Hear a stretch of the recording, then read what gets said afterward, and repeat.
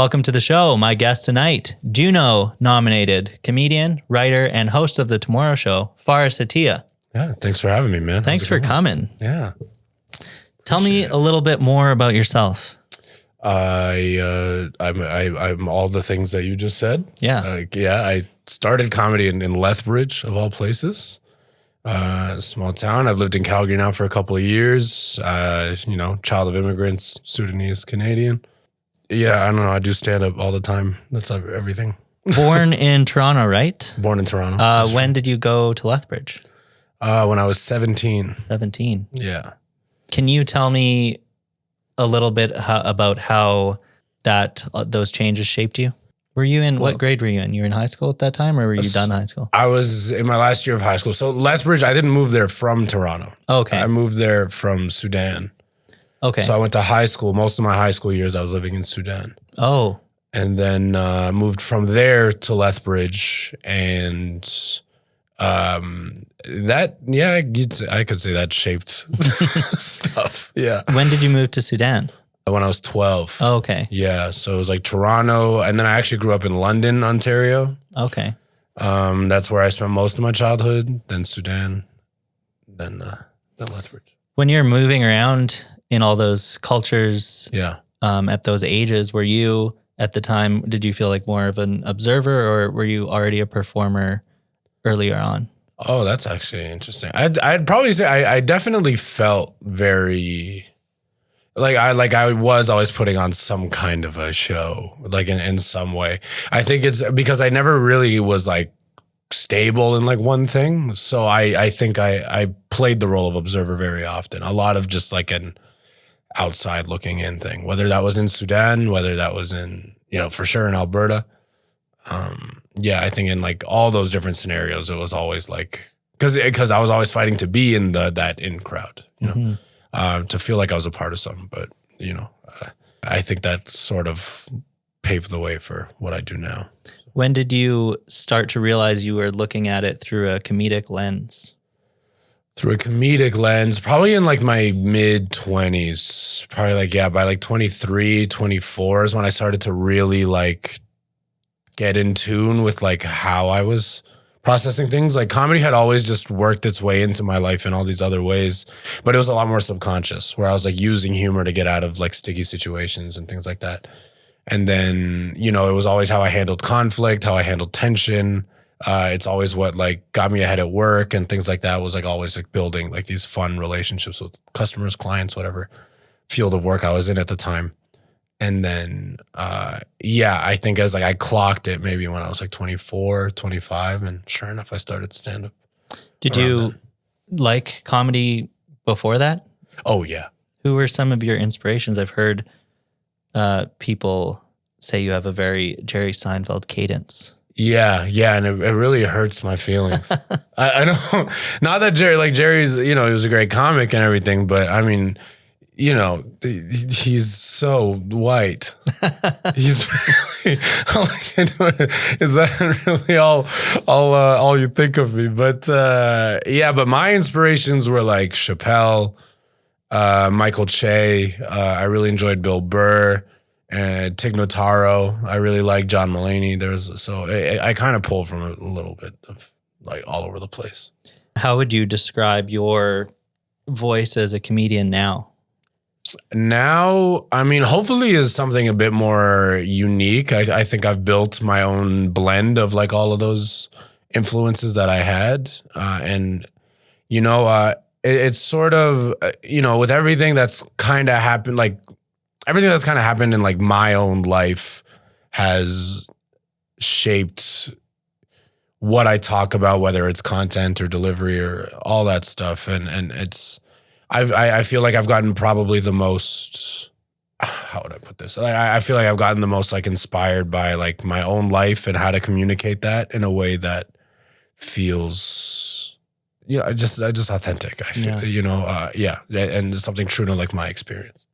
Is there anything that when people see you for the first time surprises them about your act, or is there something that you want them to feel that they didn't expect? I think what I always want people to know is that like, because I feel like we politicize people's lives so much now. So like, I don't think or,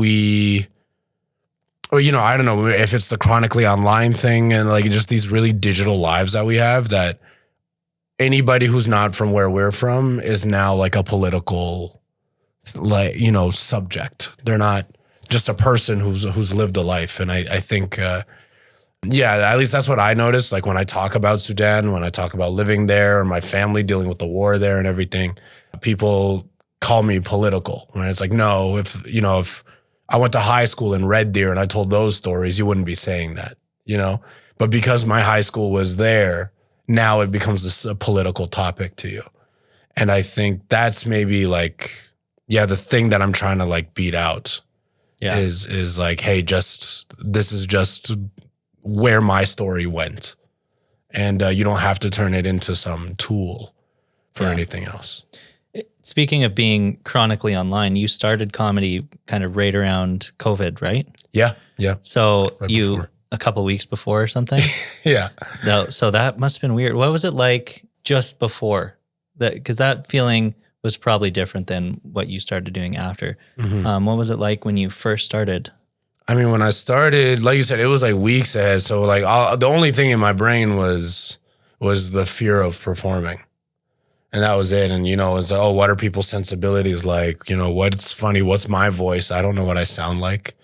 I don't know, you know, I didn't even really know how to like write a joke or anything. Like it was just, okay, let's just get out and I just need something. I need some creative outlet and I'm bored. Yeah. And I just want to get out and try this different thing in an art form that that I was passionate about as a viewer. And now I want to just try it. So yeah, I don't know. I didn't really have perspective on anything because it's your first time doing open mic. Yeah.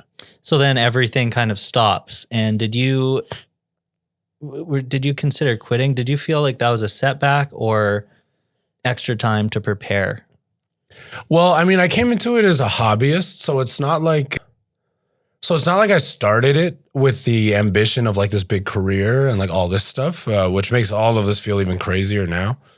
But yeah, when it stopped, it was like, oh, I just found a thing I love. It's like, of course, like it felt like just sort of what is it, Murphy's Law? Just the whole like if it can go wrong, it will. Like I think that's what it was. It's like, of course, when I find this thing that I'm passionate about, it's gone, you know, in a flash. But I was like, you know what, I'm just gonna pray that, you know, that this passes, that this time passes, and I'm just gonna keep writing and make sure that I'm ready to keep going. I don't want to stop even if the world did. So yeah, I was just like, just keep writing and then whatever happens, happens. And then the next thing you did, you were, I read, you were kind of forced to be hosting. Yeah, man. Yeah, you did your research. Yeah, it was, I had to host a lot and which in the time was annoying, but. Did it kind of force you to learn anything quickly that you didn't plan on learning? Oh, yeah. The show isn't all about you. That's, I think, what hosting teaches the best. For anybody who's trying comedy in whatever form, you know, I think a big part of it is, you know, we're out here, we're seeking validation, all these different things out of doing it. And, you know, there is this thing where like, yeah, when you're on stage, it's about you. That's part of the appeal of stand-up, you know. But hosting teaches you that it can't be. It can't be. There's people that paid money. There's people in the audience. There's other comics on this lineup. There's things to think about, like time, like experience, like all these other things. And so hosting shows teaches you to really be like a great comic. Like one of the first people that gave me like real advice that I looked up to, Lori Gibbs, who's from here. It was her that told me, you know, great hosts make great headliners. And yeah, there's not been a better piece of advice I think I've received. Yeah. So how do you early on, when you have limited material and you're just learning, how do you kind of stretch 5 minutes or whatever it was at the time to hold the room? Yeah, I think that was a lot of, you know, dress for the job you want, you know. So like underneath I just didn't have it. But yeah, that was when that's when I started experimenting with like crowd work. and just riffing and like trying stuff and trying to turn over material faster and faster and faster. Because that's the thing is for anyone that doesn't know ball, like a regular set would be like 3 to 5 minutes at like an open mic. Hosting a weekend show, you're probably doing something more like 15 to 20 minutes. And as you said, like when I started hosting, I had maybe 5 to 7 minutes of stand up, and I had to open these shows with 15. So, a lot of riffing, a lot of bombing too. That literally sounds like my nightmare. That sounds so hard. Yeah, it was a lot of bombing. I was really eating it up there. Yeah. But it's when pressure makes diamonds. So does bombing help? Like, are you desensitized early on because of that? I wouldn't say desensitized, because I think you need to, it's one of those, like, it needs to hurt, and you need to be okay with it happening, I think is really what it comes down to. Is like, if you feel nothing from bombing, then you're learning nothing from bombing, which is like, I think you need to bomb to know that you're trying, and then you need to stop bombing to know that you're improving. What, I guess, technical skills did you learn from hosting and early on that you carried through to your career now? I would say like listening is probably number one. Doing crowd work with the intent of like learning about people instead of just like, oh, I'm just fishing for a joke. Let me get a joke as fast as I can. It's like, no, let me actually like talk to you. And like finding that the comedy is in real life. Like comedy is in the gaps. And when we open up to each other and we're real with each other, that's where the best jokes are. Because that's where relatability is at the end of the day, is when we find like real things about people. So I think that was probably the most practical thing that I learned. Like, it's something that I even took into real life, where it's like, oh yeah, if you just listen more, which is it feels counterintuitive because you're on stage talking the entire time. But when you listen, I think that's when you see what people are really like feeling. Do you ever run into the problem where you open it up for crowd work and then people start to kind of ruin the vibes or bother you too much? Yeah, of course. I've been to Grand Prairie. You're going to go to these places or whatever. You're going to do these shows where sometimes people are a little too drunk or a little too whatever. And like, that's your job as a comic, is to read that, So like, you're going to make that mistake at times where you misread the room. They're a little drunker than you thought they were. And now you've lost control. But it's a learning process just as much as anything else, where it's like you're just learning to read what the situation is, what the room feels like, and then you're like a ringleader.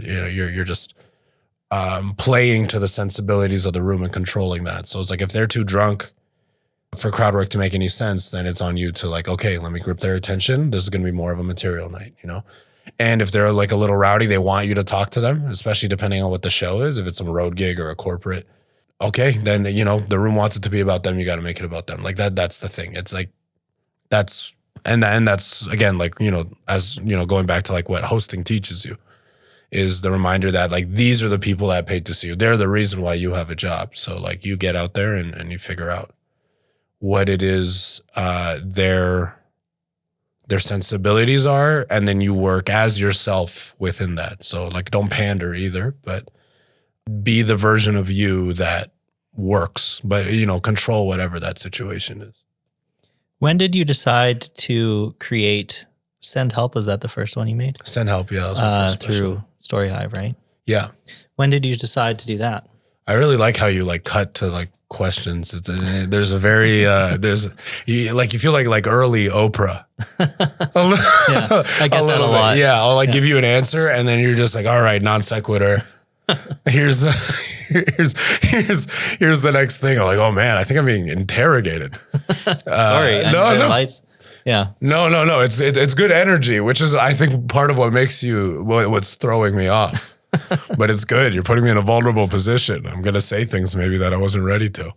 When did I decide to make Send Help? Well, when did you decide to make that instead of just continuing the grind that a lot of people just go with? They just tour, right? Small bars, things like that. Well, it was a combination of things. Like one, there was a grant through like TELUS, like Story Hive, that was a lot of money. It was $20,000 where you can like actually like make Nice. an actual project for real. And it was a good friend of mine, Nick Boley, one of just the best producers I've ever worked with. He's, Lethbridge based. He's done work with the biggest streamers, filmmakers, like around North America, refuses to leave Lethbridge. He just loves it there. And all the power to him, man. He's the real deal. And so he's the one who made me privy to this grant. And that's when we were like, okay, like let's try and make something. And I knew I didn't have that much time. I knew I couldn't do like a 45-minute like visual like project. So then we thought, okay, like let's like innovate. Let's try to create something really interesting here.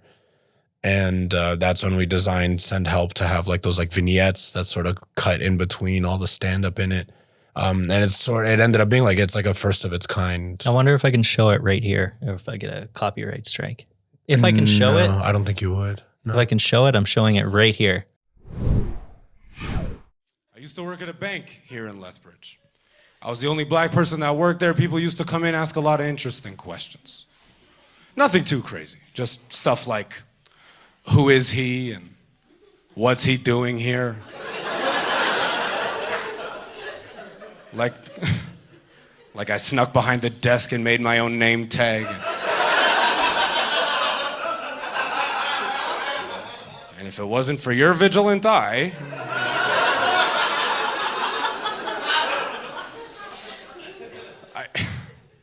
I remember this one time, this lady comes in. I'm just helping out this other client. So this new lady, she comes in, she lines up. I finish up with the client I already have, call this new lady over to my desk. I can help you over here. She comes up, I say, how you doing? She goes, where are you from? I said, well, I'm from Ontario. She goes, no. No.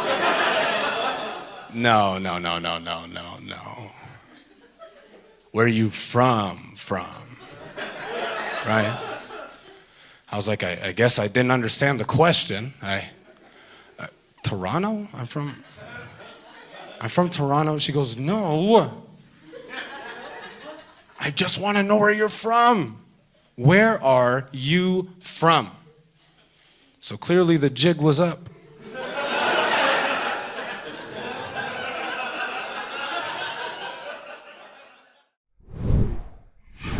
That was awesome. Yeah. That's me cutting back. Yeah. Yeah. It's, so we're really, really proud of what we ended up making. Like there's really no special that exists like it, or at least not that we know of, or if it's happened since. It's been a few years now, but we were really super proud of that. Like it was, but I have to give a lot of credit to Nick to at least letting me know that the funding was like available. And then we put our heads together and came up with this idea. And yeah. That's awesome. Shout out Tell Us Story Hive too. Shout out Tell Us Story Hive, man. They're putting their money where their mouth is. Like they gave us all the creative freedom that we could have asked for.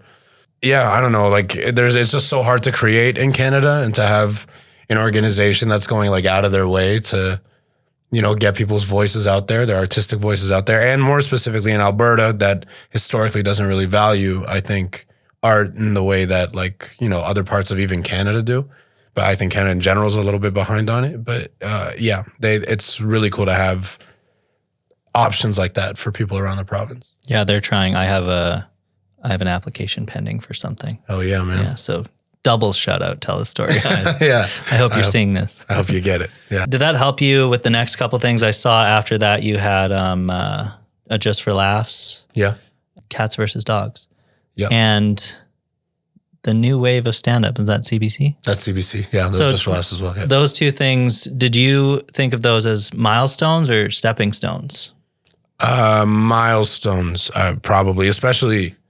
Yeah, Just for Laughs, like getting new faces, it's been a known like star maker for, 30, 40 years. I feel like you got to it quickly. Yeah, it was probably, honestly, there's still times I think it was maybe a bit too quick. I feel it was the first time I'd ever done a theater. And so every time I watch that performance, I cringe at myself because like I'm clearly like yelling into a microphone. And, I always say like someone's got to tell that guy that the technology's arrived, The place they can hear you. Everybody can hear you. You can, take a breath, talk normal into a microphone.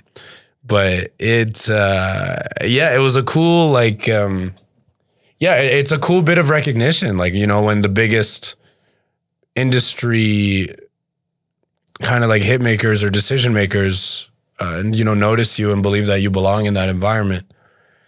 That's just an amazing honor, and then you got to go there. And because the other way that I saw it too is like, I saw it as like a job you have to do. So like, it's not just like a milestone. It's not just a stepping stone. Like, it's like what makes it a stepping stone is how you use that opportunity. So it was about making sure that like going to these things, going to Just for Laughs, New Wave of Stand-Up was at Just for Laughs Vancouver. It's about going and making sure that you're making the most of these opportunities, giving them a reason to put you on more stuff and making use of the platform they're putting you on. Yeah. Yeah. So after doing those, did your style, writing, delivery, did that change between then and Homesick and what was the other one? Substitute Teacher Energy. Oh yeah. So did your style or writing, did you kind of review that and change how you went about things? Not necessarily. It was more, the only thing I think I changed was maybe being more cognizant of like what I look like on stage.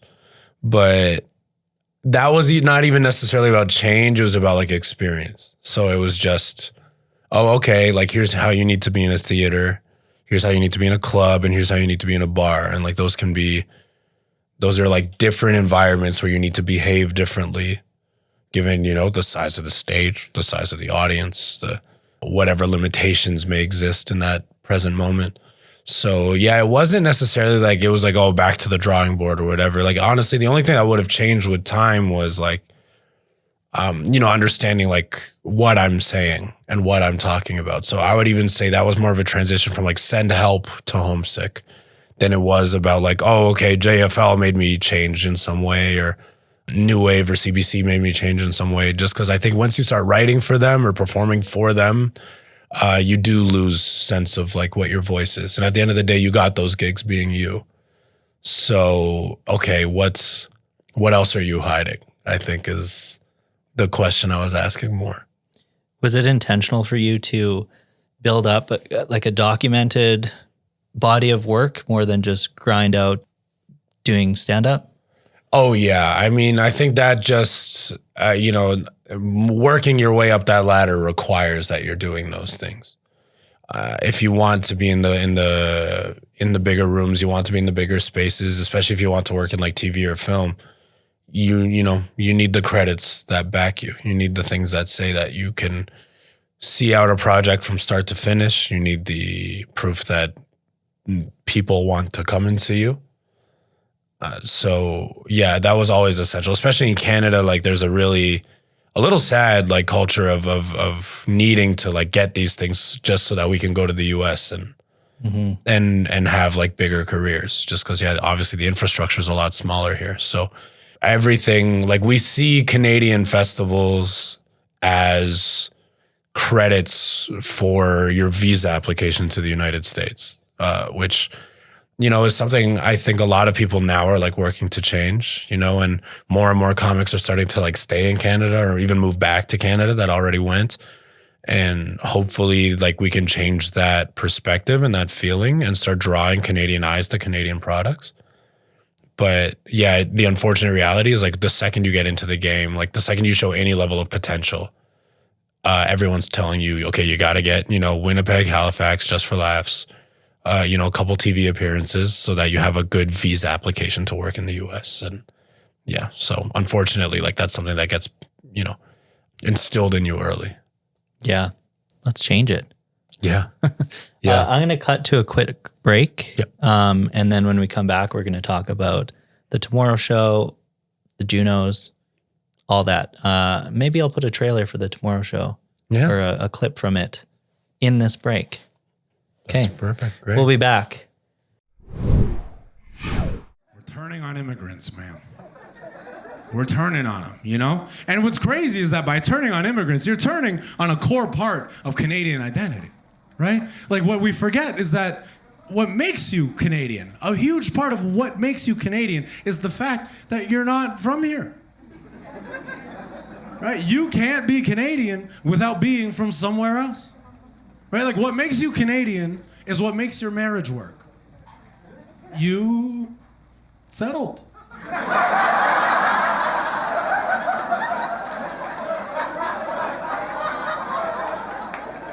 You're a settler.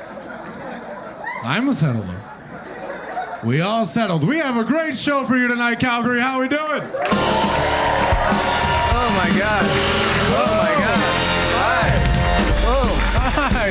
Oh God. How's it going? Hi. Oh my God. I'm so sorry. I almost missed my call time. I was back there. I was listening to my new favorite Canadian comedy album, my new favorite Juno nominated Canadian comedy album.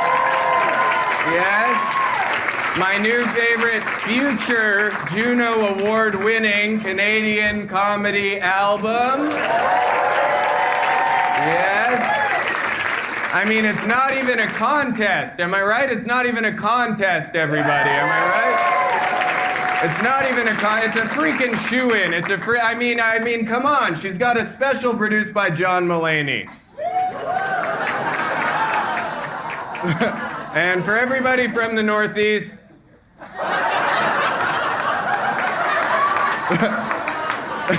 thanks for having me on the show. All right, okay, all right.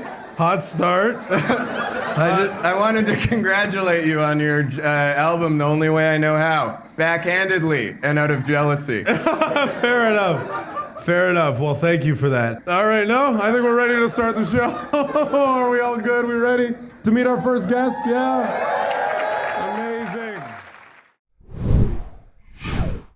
Hey everyone, if you're new to the show, please subscribe on YouTube. Lots of listeners on Spotify, Apple, iHeartRadio.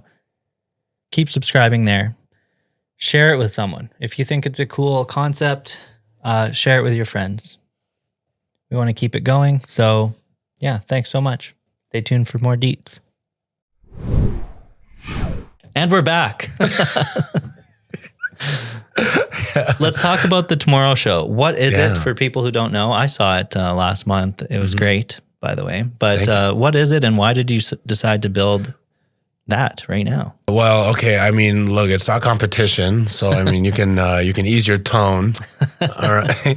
It's just like it's our attempt at a Canadian late night program. There has not been a lot of like good faith, I think, attempts at it in Canada. And, I think now with like this whole like buy Canada, for Canada movement, I think I just wanted to create something that, was that could be a catalyst to drawing eyes to more Canadian entertainment. Yeah. I obviously love the idea. Yeah. You've actually like in terms of like this, I mean, it's incredible. This is your commitment to it is admirable, and you dress better than I do. You execute it really well, though. I was really impressed when I was there. So well, thank you. Yeah, I mean, we have a great team that does a really great job. I mean, everybody from the producers, Joel Burchell, Justin Godlin, Matt Retterberg on sound. Donovan Deschner, who did an awesome job show running, especially on the last episode that you were at. And then all the comics that work on it. I mean, we're all working on a shoestring, like literally individual people's budgets to make this show happen. So, all the comics work on it from Brad, Semituk, and Nikki Mordar. The guys, Anton and Jeff, are so funny. And just the way the team kind of really comes together. Also, I should shout out Dan Duvall, who has never appeared on screen and has written a lot of jokes for us. So, it's really been like a team effort in like the truest sense, just to, get behind an idea. And we don't know if this is going to work. We don't know. Well, also there was a lineup down the hall, which I've never seen at the Laugh Shop. I usually just stroll in whenever. And I got there at like 7:02 and the lineup was down the hall for the 8 o'clock show. So yeah, well, that's it's an honor, man. It's a pleasure. It's been really humbling seeing the response to it, and the hope is that that the industry sees the gap that they're leaving open, and that there's a real thirst for this kind of entertainment made and built in, by, and for Canada. So, has hosting the show taught you anything that stand-up hasn't taught you? Yeah, I'm terrible at interviewing. I'm really bad at it. I didn't think you're bad. It's I think there's a lot that I've had to learn. And what's funny is so you came to episode 2, and that was already like leaps and bounds for myself as an interviewer from episode 1. And and it's like there's just a lot that I'm learning about like prep, amounts of prep, whether it's too much, too little, just finding whatever that sweet spot is where I'm not too scripted and not too loose. I think that's maybe been the biggest part, but it's been a really great lesson too in like time management and different forms of like writing, different ability, like different ways to write comedy, because you're almost writing in a voice that's separate from yours. You're doing jokes that you might not do in your own stand-up, like things like that. And then obviously, like real coordinated like teamwork where it's like if we miss these cues, entire segments are ruined. So it's been a lot of lessons, a lot. When you're watching the other comics on stage, are there things now that you wouldn't have noticed before that you only notice because you're part of it, the creation of it? I mean, yeah, probably. I mean, I would say not so much on the comics like with me, because I think there's everything. These are all firsts. So there isn't anything I'm noticing that's like different. There's no first thing to compare it to. Yeah. Just because, on stage, it's always been a solo ordeal, But what I have noticed a lot more is like what the big late night hosts do, right? Like even the ones that like get criticized, so even like you'll be like, people will be like, oh, Jimmy Fallon like laughs too much or whatever. It's like I've gained so much more respect for how he interviews. I really relate to that. I watch them so differently now, those shows. Yeah. And I notice like when I've been watching Conan, old Conan, and even he has a podcast now, but he is able to pull people out of when they go dry. He can pull them out of it so well. It's incredible. It's incredible. Like him and so like Conan and Craig Ferguson. Yeah, those are my two favorite for sure. I think they're the best ever. And now I have like a whole other reverence for them that I never had before. And it's just, from their ability to just pull the best out of people and to not like, it's almost, like it was a lesson that I'd had to learn in stand-up over years was how to marry sort of the on-stage person with the real-life person. And it's like, how close can I get those two together? How close can I still be to my normal self on stage? And now I'm finding that I'm doing that all over again as an interviewer. Yeah. So, I think that's probably been like the biggest gap in my own like performance that I'm like noticing all the little things about. But, it's also like, how fast can I turn over a new 7-minute set? I'm writing, stuff that usually takes me months to do. I'm doing in a month. Wow. And stuff like that. That's been, a whole other challenge. So it's been a lot, man. It's been a lot of work. Where do you want the show to go? What's the plan for it? Do you have a plan for it?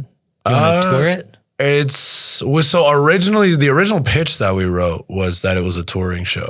So we wanted to keep like a skeleton crew and then travel around Canada and meet prominent community members and or celebrities in their cities and then have them like take us around, show us their favorite restaurants or bookstores or whatever, the hobbies, whatever they do, and design segments around like that. Then obviously, the networks didn't pick it up right away and, we're still in negotiations a little bit, but it looks like it's going to be on its own for a while. So it's like, okay, what can we do to make this show continue to exist, on an individual level? So it's like, okay, we got a great deal with the Laugh Shop, the comedy club in Calgary, and they're treating us really, really well.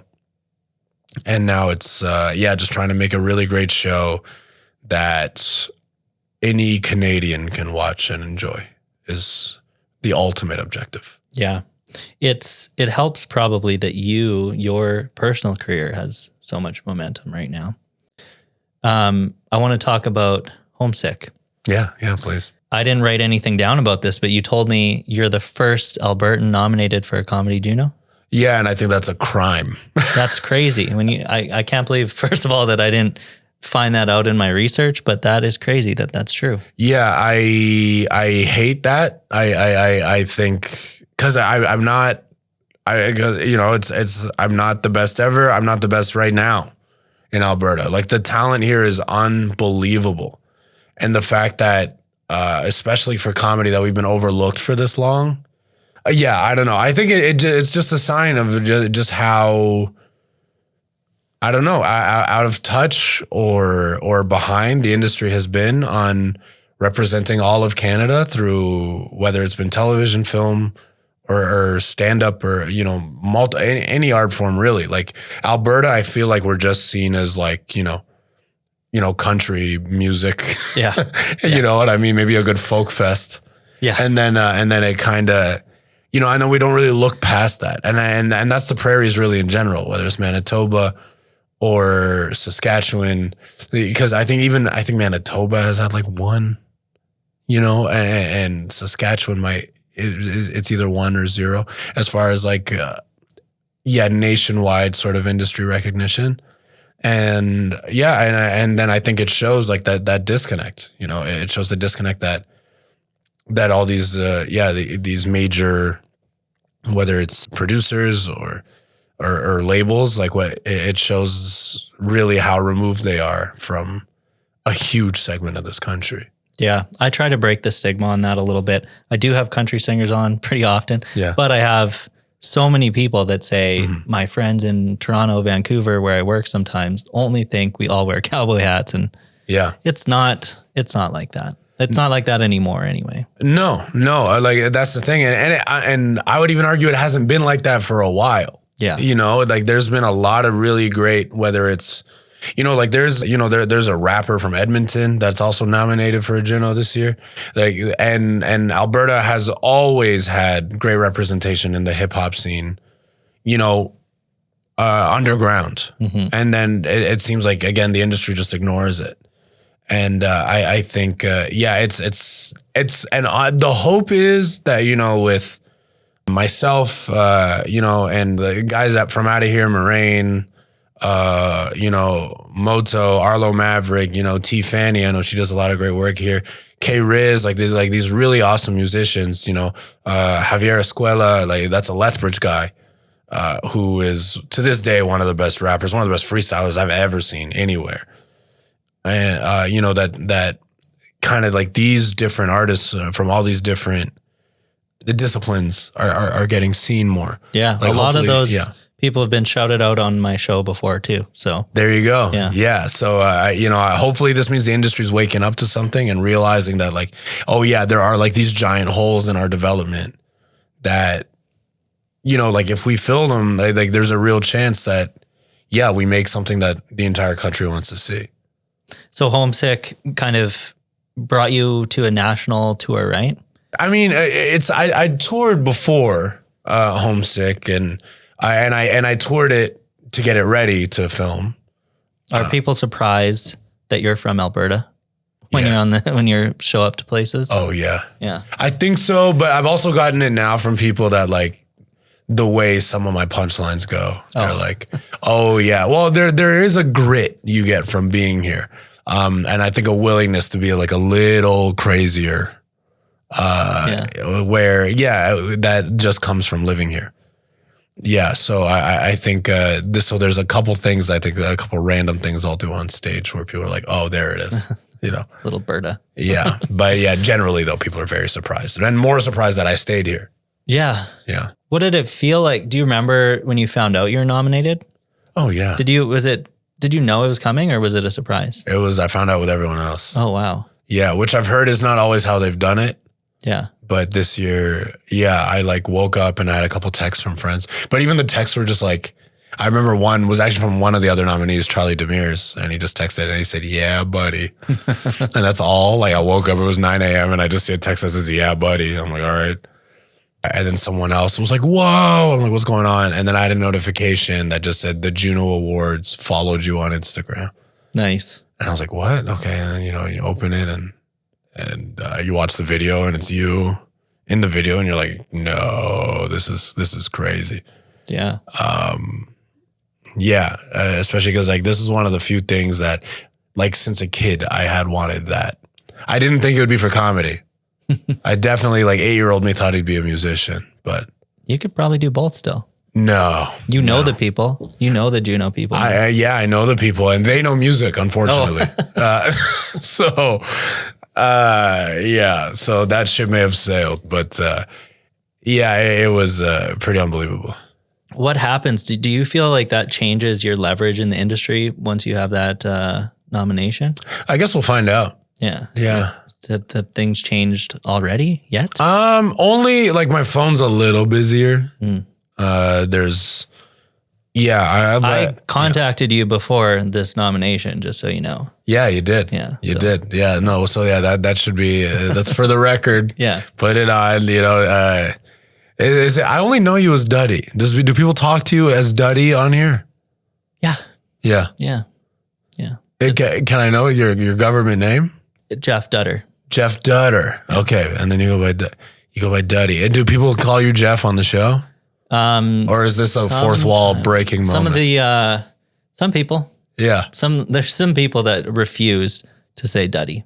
Okay. I'm not saying that, they say. I don't go by that. Because you're one vowel away from real controversy. It's really hard to, it's a problem for me. Yeah. I'm like, look me up. Yeah. Like I looked you up and I don't know if I want to hang out.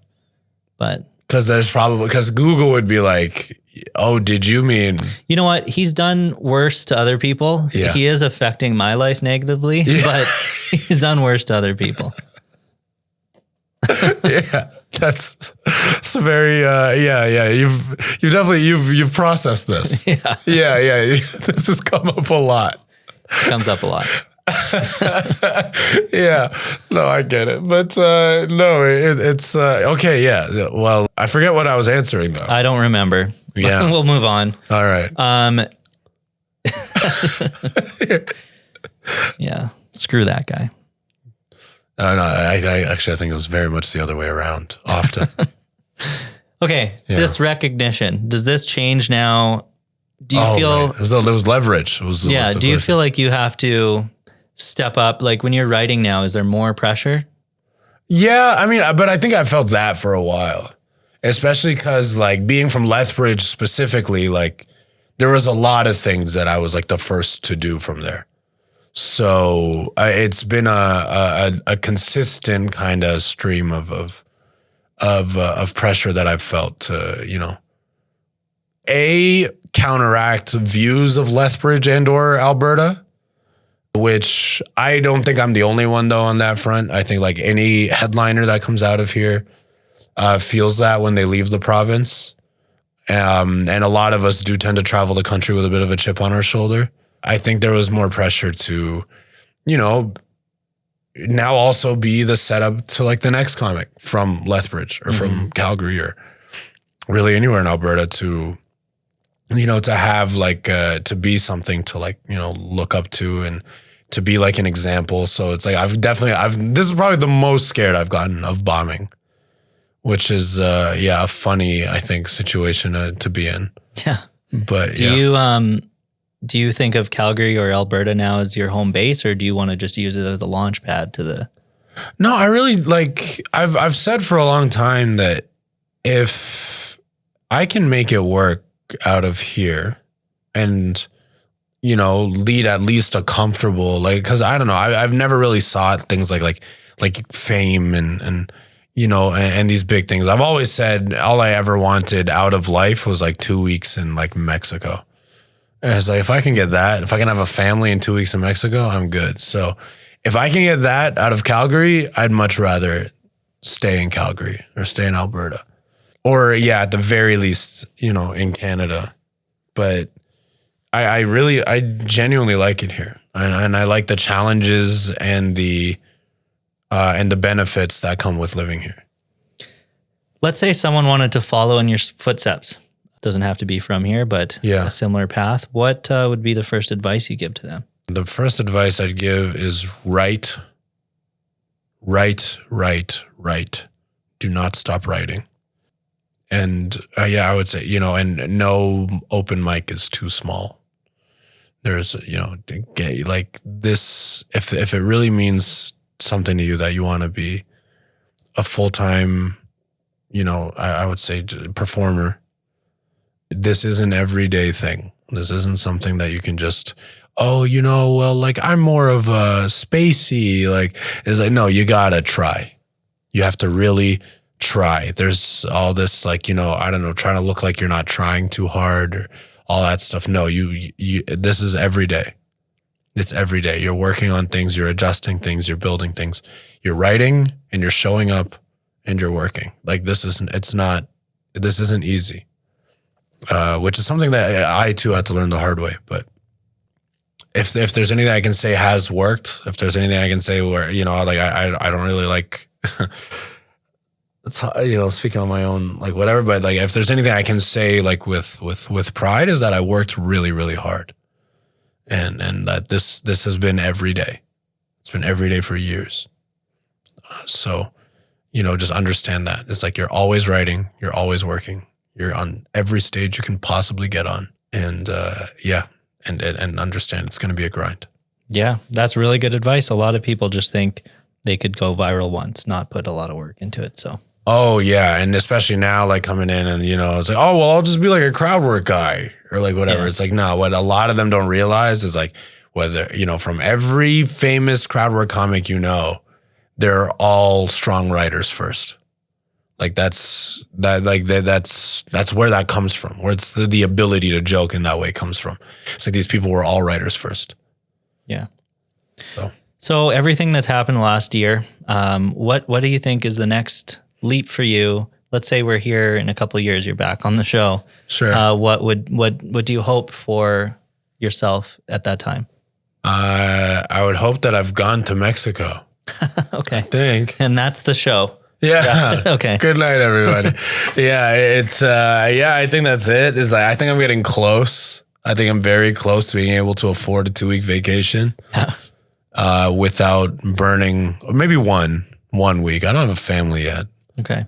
So I would say halfway to the goal so I want to have a family in 2 weeks. I think right now I'm approaching no family in 1 week. Okay. Okay. Well, let's bring that Juno home. Hey man, we're trying, we're hoping, but it's out of our hands now. So that's all I have for you. Anything else you want to touch on? Anything else that I want to touch on? Anything you want to say? I want to say, I didn't ask, I am going to go on your show. Is there anything I need to be prepared for? Hey, I don't know. I would say just come loose. Okay. Come in, take a breath. Okay. We'll take care of you. Don't be, because it's cool. I like what you do, in that because this is also something I haven't seen before, and that someone is marrying late night and podcasting, where it's like I want to keep a late night energy somewhat. It's a podcast somewhat, no live audience, but I want people to feel something in the late night realm. So what you do is really, really cool, man. And and the set, I think I told you off camera, is like it looks even better in person. Thank you. It looked great on camera, and now seeing it in person, it's like, damn, no, this guy really ate, man. This is good. Nice. Also, when this episode comes out, I'll be going to your show this week. So everybody, after you tune in, buy your tickets to the Tomorrow Show if it's not already sold out. Yeah, and we're going to have Duddy on live. All right. We're going to have, do I look at the camera? We're going to have Duddy on live. He's going to be up there. We're going to be talking smack. We're going to see how it goes. We're going to have a lot of fun. We're going to have a good time. But all I would say is, what I will say as advice, your job isn't to joke. That's not.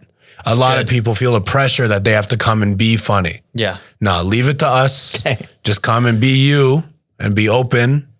And that's the most we can, that's all we could ask of you. So come as you are, and then leave all the rest to us. Okay. So, yeah. I am going to be wearing a crown because I'm the king of Monday nights, and I want to feel slightly superior to you. Yeah, well, we'll cross as that a bridge late when night we host. get there. Okay. Thanks for coming. Thanks for having me on. That's the episode. Appreciate you.